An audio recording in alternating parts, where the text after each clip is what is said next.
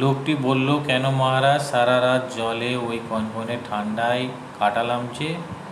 রাজা বললেন, ঠান্ডা আর কোথায়, রাজবাড়ির বড় আলোর তাপেই তো তোমাকে গরম রেখেছিল।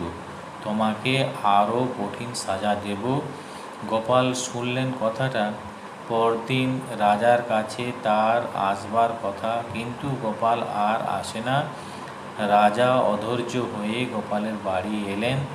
দেখলেন গোপাল তার উঠানের ধারে একটা বাঁশের মাথায় হাঁড়ি বেঁধেছে, কিন্তু উনুনটা বাঁশের গোড়ায়, সেখানে সে কাঠ জ্বালিয়েছে। রাজা হেসে বললেন, বুঝেছি তোমার দেরি কেন। ওই হাঁড়ির চাল কি জন্মেও ফুটবে? গোপাল বলল, কেন ফুটবে না মহারাজ?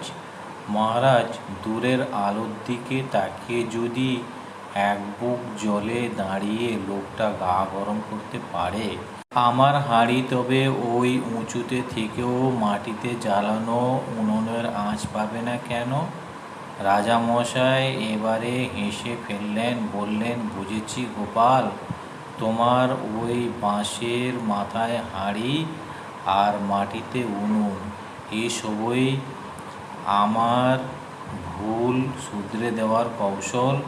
আমার যথেষ্ট শিক্ষা হয়েছে, ও লোকটাকে আমি আর শাস্তি দেব না। এবার হলো তো, চলো রাজসভায় চলো।